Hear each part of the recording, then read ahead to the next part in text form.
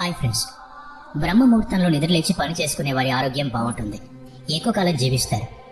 ఆయుర్వేద శాస్త్రంలో ఈ సంగతి చెప్పబడింది. బ్రహ్మముహూర్తాన్ని అమృతకాలం అని కూడా విశేషంగా పిలుస్తారు. ఆ అమృతకాలం సూర్యోదయానికి 96 నిమిషాల ముందు వస్తుంది. ఆ సమయాన్ని సద్వినియోగం చేసుకోవటం మనిషి కర్తవ్యం. బ్రహ్మముహూర్త కాలాన్ని పాటించడం అలవాటు చేసుకుని చూడండి, జరిగే అద్భుతాల్ని మీరు కూడా నమ్మలేరు. ఊహించని విజయాల్ని అందుకుంటారు. మీరు కోరుకున్న లేదా మీరున్న రంగంలో మంచి నైపుణ్యాల్ని సొంతం చేసుకుంటారు. నేలలో పాతిన విత్తనాలు మట్టి పొరల్ని చీల్చుకుని మొలకెత్తి వికసించిన తీరులోనే బ్రహ్మముహూర్త కాలంలో మీరు చేసే ప్రతి పని వికసించి ఫలిస్తుంది. అందుకే ఈ సమయాన్ని సృష్టికర్త సమయం అని పిలుస్తారు. ఈ ప్రస్తావన మిమ్మల్ని మయమల్పించడానికో భ్రాంతిలో పడేయడానికో చెప్పబోవడం లేదు. ప్రాచీన విజ్ఞానం, ఆధునిక విజ్ఞానం రెంటినీ ప్రమాణంగా తీసుకుని నిరూపించబడ్డ మహత్తరమైన సంగతిని మీ ముందుంచుతున్నా. ఈ వీడియోలో ఆ విశేషాలు మీకోసం. బ్రహ్మముహూర్తానికి భారతీయ సనాతన ధర్మ గ్రంథాల్లో, వేద పురాణ ఇతిహాసాల్లో, ఉపనిషత్తుల్లో అత్యంత ప్రాధాన్యత ఇవ్వబడింది. మనుస్మృతిలో బ్రహ్మముహూర్తే బుద్ధ్యేత ధర్మార్థో చారు చింతయేత్ కాయ కలేశాశ్చ తన్మూలాన్ వేద తత్వార్థమేవచ అని ఉంది. అంటే మానవుడు బ్రహ్మముహూర్త సమయంలో మేల్కొని ధ్యానం, వేద పఠనం చేయాలని అర్థం. సంక్లిష్టంగా ఉండే వేదాధ్యయనాన్ని బ్రహ్మముహూర్త సమయంలో చేయాలని మహర్షి మనువు చెప్పిన మాట ఇది. అకారణంగా అయితే చెప్పే ఉండరు. ఇది భారతీయ చింతనకు లేదా హిందూ ధర్మానికి మాత్రమే చెందిన సంగతి అని అనుకోవద్దు. ప్రపంచంలోని మతాలన్నిటిలోనూ ఈ సమయంలో ప్రార్థనలు చేయటం, ధార్మిక గ్రంథాల్ని చదవటం, ధ్యానం ఆచరించటం, ఆలోచనలు, ప్రణాళికలు నేర్చుకోవడం చేయాలని చెప్పారు. బ్రహ్మముహూర్తాన్ని ఇంత శక్తివంతంగా చేస్తున్న ప్రకృతి చర్యలేమిటో తెలుసుకుందాం. మొదటి ప్రకృతి చర్య లా ఆఫ్ అట్రాక్షన్. యద్భావం తద్భవతి అనే మాట విన్నారు కదా, అదే లా ఆఫ్ అట్రాక్షన్. మీరు ఏం ఆలోచిస్తే దాన్ని ఈ ప్రకృతి మీకు తిరిగిస్తుంది. దానికే భాగ్యం. రోజంతా ఎన్నో ఆలోచిస్తూ ఉంటాం కదా, వాటికి బ్రహ్మముహూర్తానికి లంకె ఏమిటని అనిపించడం సహజం. సరే, ఈ విశ్వమంతా కలిపి ఒక మొబైల్ టవర్ అని ఊహించండి. మన మెదళ్ళన్నీ మొబైల్ ఫోన్ అని భావించండి. పగటి వేళ జనం మెలకువగా ఉంటారు. ఆ స్థితిలో మెదళ్ళన్నీ ఏవో సిగ్నల్స్ ని విశ్వంలోకి పంపిస్తూ ఉంటాయి. ఇక్కడ సిగ్నల్స్ అంటే ఆలోచనలు.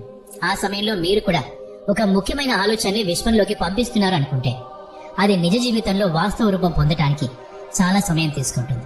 అదే మీరు అందరూ నిద్రపోతున్న వేళ బ్రహ్మముహూర్త సమయంలో విశ్వతరంగాల పౌనపుణ్యం అంటే ఫ్రీక్వెన్సీ లెవెల్ తక్కువగా ఉన్న వేళ ఆలోచనలో నిమగ్నమై ఉంటే ఆ ఆలోచనలు నిజం కావడానికి అవకాశాలు మెండుగా ఉంటాయి. కావాలంటే గమనించండి, పగటి వేళ చిక్కని రద్దీలో ఒక చోటు నుంచి మరో చోటుకు వెళ్ళడానికి పట్టే సమయం, తెల్లవారుజామున 4 గంటలకి బయలుదేరి వెళ్తే పట్టే సమయం రెండు ఒకటేనా? కాదు కదా. ఏ సమయంలో త్వరగా తక్కువ చిక్కులతో వెళ్ళగలమో తెలుసు కదా. ఉదయాన్నే బయలుదేరి వెళ్తే చేరుకోగలం త్వరగా. అలాగే బ్రహ్మముహూర్త సమయంలో ఈ అనంత ప్రకృతిలో ఆలోచనల రద్దీ చాలా తక్కువగా ఉంటుంది. కాబట్టి ఈ సమయంలో ఆలోచించి చేసే ఏ పనైనా కూడా నెరవేరే అవకాశాలు చాలా ఎక్కువ.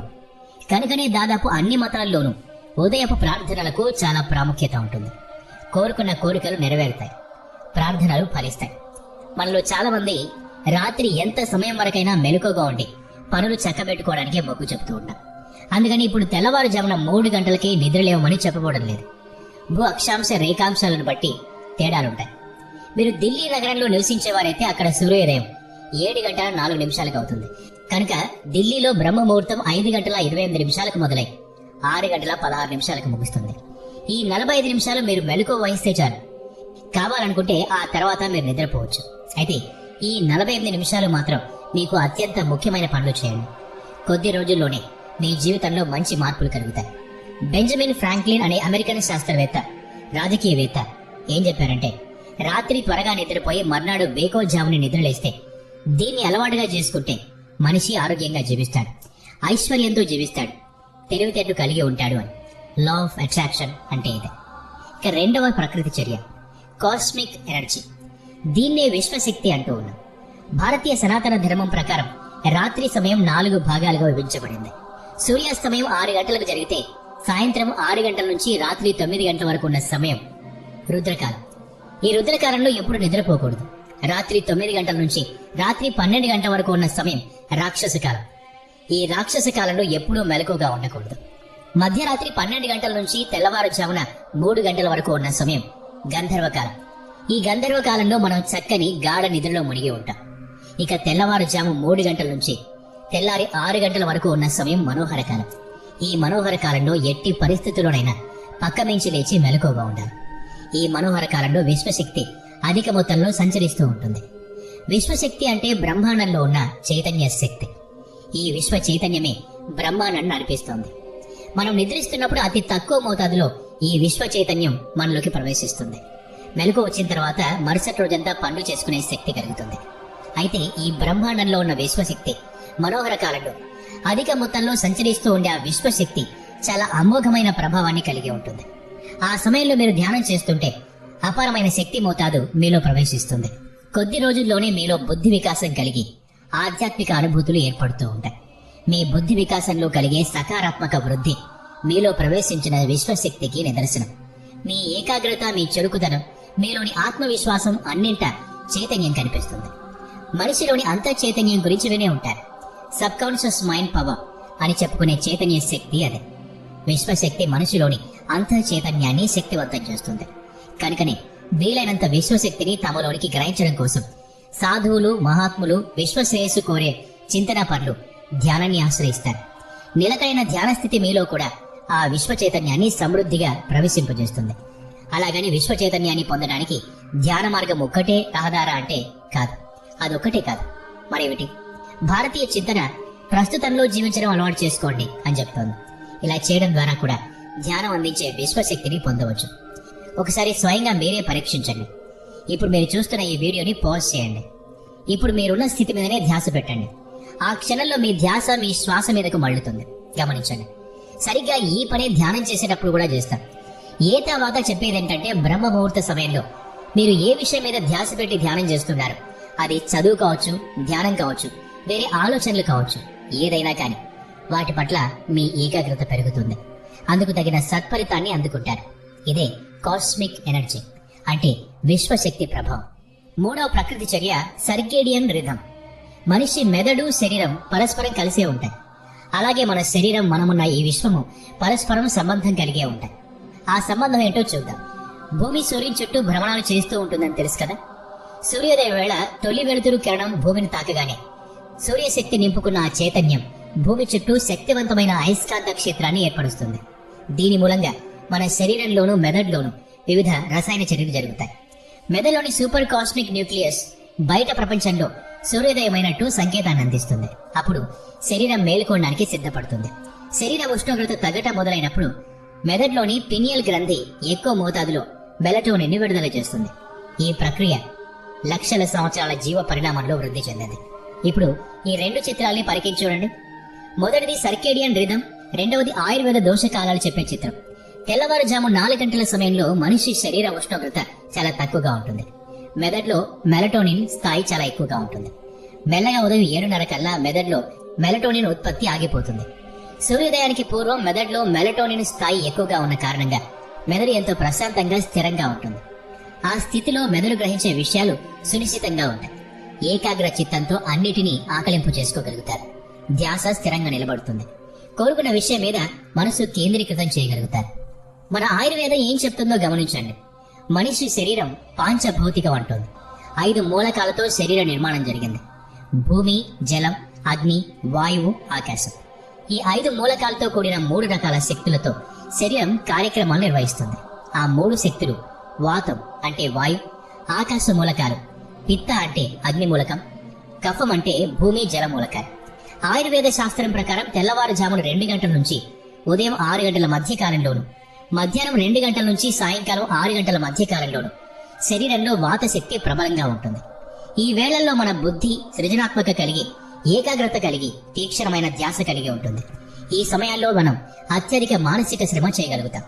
ప్రకృతి కూడా మనకు ఈ విషయంలో తన సహకారాన్ని పూర్తిగా అందిస్తుంది.